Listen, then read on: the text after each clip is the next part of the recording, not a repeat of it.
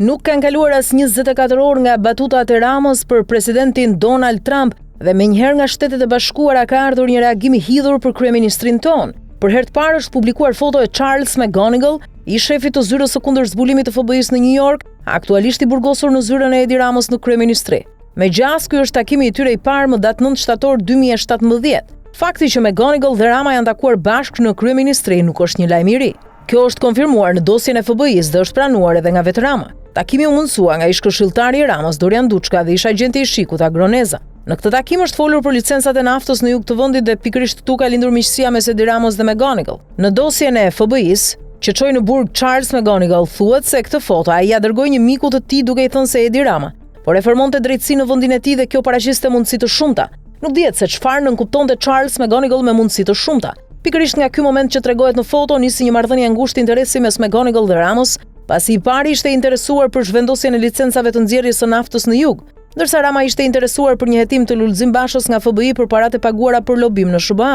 Në akt akuzën që dënoi McGonigal me 2 vite burg në Washington, paragrafi 22 thuhet se më 9 shtator 2017 në Shqipëri i pandehuri McGonigal u takua me personin B dhe kryeministrin e Shqipërisë. Me kërkesë të personit A, i pandehuri McGonigal i kërkoi kryeministrit të Shqipërisë të ishte i kujdesshëm në dhënien e licencave për fushat e naftës në Shqipëri për kompani ruse. Personi A dhe personi B kishin të dy interes financiar në vendimin e qeverisë për dhënien e licencave për nxjerrjen e naftës. Por si e rrëfen Rama takimin?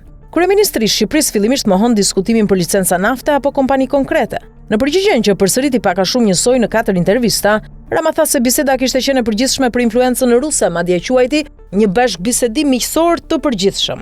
Më ka treguar që puna e tij ka në fokus influencën ruse në tërësi. Më foli për rajonin ku influenca ruse është prezente, ndërsa në Shqipëri është inekzistente, tha Rama në një intervistë për Top Channel. Nuk ka folur ai me mua për asnjë lloj biznesi në favor të personave të tjerë, shtoi kryeministri gjatë intervistës.